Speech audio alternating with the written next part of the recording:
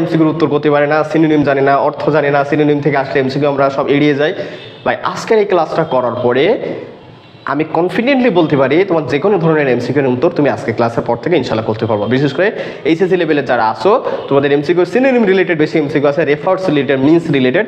So ইনশাআল্লাহ আজকের পর থেকে তোমরা সহজেই তোমাদের এমসিকিউর উত্তর তোমরা করতে পারবে। সেই টেকনিকটা আজকে ক্লাসে আমি একটু শিখিয়ে দেবো, জাস্ট একটু মনোযোগ সহকারে খেয়াল করবা। সর্বপ্রথম আমরা প্যাসেজটাকে আমরা যখন প্রশ্ন পাবো আমাদের প্রশ্ন এরকম এক দাগ দেওয়া থাকবে, সেখানে লেখা থাকবে read the passage and answer to the questions A and B. তোমার এক দাগের প্রশ্নে তোমাদের দুইটা অপশন থাকবে, এ নাম্বার এবং বি নাম্বারের উত্তর করতে হবে। এ নাম্বারে তোমাদের থাকবে এমসিকিউ আর বি নাম্বারে তোমাদের থাকবে অ্যান্সার টু দ্য কোশ্চেন্স।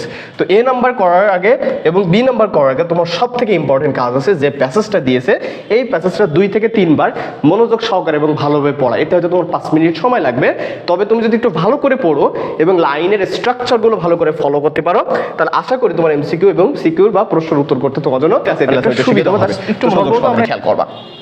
আসো, the interpretation of dreams is interpretation dream হচ্ছে একটি কি বুক, এখানে বইয়ের কথা লেখা আছে, তাহলে কি ধরনের বুক বলছে? তাহলে ইন্টারপ্রিটেশন বায়োলজিক্যাল বুক না, কারণ এই যে ইন্টারপ্রিটেশন অফ ড্রিম এটা কে লিখছে? সিগমন্ড ফ্রয়েড লিখছে। তাহলে সিগমন্ড ফ্রয়েডের কি রিলেটেড বই হতে পারে? এটা নিশ্চয়ই থিওরিটিক্যাল বুক। এটা তো তোমরা এমনি পড়ে বুঝতে পারছো। এই এমসিকিউ তো তোমাদের প্যাসেজের ভিতর থেকে একটা অনুধাবন রিলেটেড একটা এমসিকিউ, এইটা নিয়ে তো তোমাদের আশা করি কারো সমস্যা হওয়ার কথা না। 2 নম্বরে আসো, what does the word disguised mean in the passage? এই প্যাসেজে ডিসগুইজ শব্দটা কি অর্থে ব্যবহৃত হয়েছে? হ্যাঁ, আমি তো ডিসগুইজ অর্থ জানি না, তাহলে আমি কিভাবে অ্যান্সার করবো? ওকে ফাইন, এবার আসো কিভাবে অ্যান্সার করবে যে তুমি ডিসগুইজের অর্থ জানো না। সর্বপ্রথম আসবা তুমি অপশন বাদ দিতে শিখবা। এটা তোমার ইউনিভার্সিটি লেভেলেও খুব কাজে লাগবে। অপশন বাদ দিতে শিখবা। কিভাবে অপশন বাদ দেবা দেখো। দেখো এমসিকিউটা কিন্তু আমি নিজের মতন করে বানাইনি, এমসিকিউ কিন্তু বোর্ডের এমসিকিউ, বিশ্বাস করো বোর্ডের এমসিকিউ 23 সালের প্রশ্ন আসে। তো এখানে দেখো আমরা এই দুটা বাদ দিতে পারি। কেন বাদ দিতে পারি? দেখো এখানে রিয়েল আর জেনুইন দুইটা কিন্তু সিমিলার শব্দ, প্রায় রিয়েল আর জেনুইন কি দুইটাই প্রায় সিমিলার শব্দ। তাহলে রিয়েল যদি উত্তর হয় তাহলে জেনুইন উত্তর হওয়ার সম্ভাবনা আছে, আবার জেনুইন হলে রিয়েল হতে হবে। তাহলে একই সাথে তো দুইটা উত্তর কখনোই হবে না, যেহেতু হবে না তাহলে এই দুটা অপশন আমাদের কি হতে হবে? বাদ দিলাম। তাহলে থাকছে এ নাম্বার আর থাকছে হলো আইভি নাম্বার। এবার যখন দুইটা অপশন থাকলো, এবার তুমি একটু পার্ট অফ স্পিচের দিকে খেয়াল করবা। কিসের দিকে খেয়াল করবা? Part of speech. যে এখানে ডিসগুইজ শব্দটা কোন পার্ট অফ স্পিচ আছে? তাহলে আমরা এখানে দেখতে পাচ্ছি ডিসগুইজ ফুলফিলমেন্ট। তাহলে ফুলফিলমেন্ট হচ্ছে নাউন, তাহলে নাউনের পূর্বে একটা শব্দ থাকলে সেটা সাধারণত কি হয়? অ্যাডজেক্টিভ হয়। নাউনের পূর্বে একটা শব্দ থাকলে সেটা সাধারণত কি হয়? অ্যাডজেক্টিভ। আমরা দেখতে পাচ্ছি এখানে ব্রাইটনেস, ব্রাইটনেস, তাহলে এটা কি শব্দ? এটা একটা নাউন। এটা কি শব্দ? এটা একটা নাউন শব্দ। তাহলে আমাদের এটা হলো অ্যাডজেক্টিভ আর এটা হলো নাউন, তাহলে এটার সাথে অ্যাডজেক্টিভের সাথে নাউন যাবে না, তাহলে যাবে কোনটা? হিডেন। তাহলে ডিসগুইজডের সিনোনিম শব্দ হলো এখানে কি? হিডেন। ডিসগুইজ মানে ছদ্মবেশী আর হিডেন মানেও ছদ্মবেশী বা লুকায়িত। ক্লিয়ার? বলো এখানে তোমাকে ছদ্মবেশী শব্দের অর্থকে আমি একবার উচ্চারণ করছি? আমি কিন্তু উচ্চারণ করি না। আমি প্রথমে কি করছি? এই দুটাকে বাদ দিছি, তারপরে দেখছি এটার সাথে পার্ট অফ স্পিচ মিলে না, তাহলে আমাদের উত্তর হবে এটা। এটা খাটা কিনা আরো দুটা অ্যান্সারের মাধ্যমে তোমাদেরকে ক্লিয়ার করে দিয়েছে যে এইভাবে আমরা আগে আর বাকিগুলো অ্যান্সার করতে পারবো কিনা। এখানে আসো, in which issues researcher differ a lot. কোন ইস্যু সম্পর্কে ডিফার্স? এখানে ডিফার করে গেছে, সংজ্ঞা দিয়ে গেছে, তাই না? তাহলে কোন ইস্যু সম্পর্কে এখানে সংজ্ঞা দিয়ে গেছে দেখো, সহজে খুঁজবা। মনে করো তুমি একটাও জানো না, এখানে দেখো definition of dream, purpose and function of dream তুমি কিন্তু খুঁজে পেয়ে গেছো। Hazards of dream and essential of dream, স্বপ্নের প্রয়োজনীয়তা, স্বপ্নের হ্যাজার্ডসগুলো বা স্বপ্নের ঝামেলাগুলো, এইটা নিয়ে কি তোমার এখানে ব্যাখ্যা করে গেছে? কখনোই না। এখানে ব্যাখ্যা করছে কি নিয়ে? Purpose and function of dream. ড্রিমের মূল পারপাস কি এবং ফাংশন কি? কোথায় আছে এমসিকিউ? তোমার প্যাসেজে কিন্তু দেওয়া আছে। কোথায় দেওয়া আছে?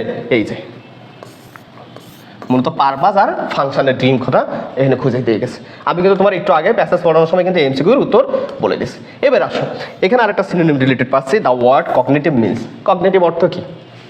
ভাই জানি না কগনিটিভ অর্থ কি, কিভাবে অ্যান্সার করবো? আসো খুঁজে দিচ্ছি। প্রথমে আমরা কি বলছি? সিনোনিম রিলেটেড এমসিকিউ করতে হলে অপশন বাদ দিবা। কি বাদ দিবা? অপশন বাদ দিবা। বাদ দাও। তাহলে আমরা অপশনগুলো দেখি। একটা আছে মেন্টাল প্রসেস অফ আন্ডারস্ট্যান্ডিং। এখানে কোনো প্যাসেজের ভিতর একটা কথাই কি লেখা আছে? Mental process of understanding. এক জায়গায় লেখা আছে মেন্টাল, ইমোশনাল, ফিজিক্যাল ওয়েলবিং। তাছাড়া কি এখানে মেন্টাল প্রসেসের কথা লেখা আছে কোথাও? যে আমাদের স্বপ্ন আমাদের মেন্টাল প্রসেস করে, মেন্টাল প্রসেসের মাধ্যমে আন্ডারস্ট্যান্ডিং করে, এরকম কথা কিন্তু আমি আপাতত পাইনি। তুমি পাইছো কিনা জানি না, তার এটা আমাদের অ্যান্সারের ভিতরে আসতেছে না। প্রসেস অফ মিউজিক, বলো এই প্যাসেজের ভিতরে কোথাও মিউজিকের কথা বলা আছে? কোথাও বলা আছে? নাই। তাহলে আমরা এটাও বাদ দিলাম। দেখো বাদ দিতে শিখলে তুমি এমসিকিউ পারবা, বিশ্বাস করো, বাদ দিতে শিখলে এমসিকিউ পারবা। পরেরটা আসো, process keeping good health. Good হেলথের এখানে কোনো প্রসেসিং কথা বলছে? বলো, তুমি বলতে পারো ফিজিক্যাল ওয়েলবিং এর কথা তো বলছে, ফিজিক্যাল ওয়েলবিং এর কথা বলছে, কিন্তু প্রসেসের কথা কি বলছে? যে স্বপ্নের মাধ্যমে আমাদের ফিজিক্যাল ওয়েলবিং প্রসেস হয়, এ কথাও কিন্তু বলিনি। তাহলে আমরা কিন্তু কি করতে পারছি, আলটিমেটলি আমরা এটাও বাদ দিতে পারছি। তাহলে আমাদের সঠিক উত্তর হচ্ছে কি আইভি নাম্বার। আমি কিন্তু একবারও বলিনি কগনিটিভ অর্থ কি, একবারও কি বলছি? আমি জাস্ট কি করছি যে এই অপশনগুলো দিয়ে আছে, এই অপশনগুলো কি প্যাসেজের সাথে রিলেট আছে? তাহলে আমরা দেখতে পাচ্ছি এ বি সি নাই, তাহলে আছে কি আইভি আছে, কি আছে প্রসেস অফ ডেভেলপিং থটস, আমাদের যে চিন্তা ভাবনা এটাই আমাদের আছে এখানে প্রসেস। কোথায় আছে এই কথাটা?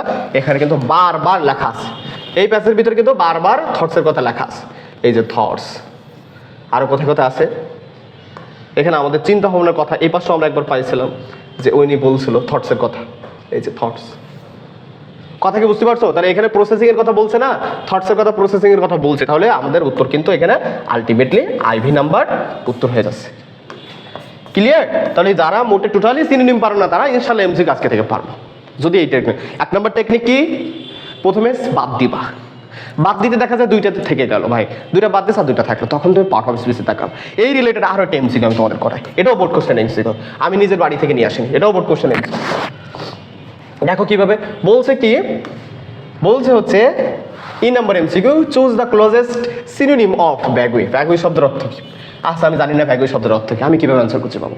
ব্যাগুই শব্দের অর্থ কিন্তু আমি প্যাসেজ একবার বলছিলাম অস্পষ্ট, তা আমি মনে করো জানো না, আমি কিভাবে খুঁজবো? আচ্ছা ভ্যাগু একটা কি শব্দ ছিল? ভ্যারি ভ্যাগুই লেখা ছিল, তাই না? ভ্যারি ভ্যাগুই লেখা ছিল।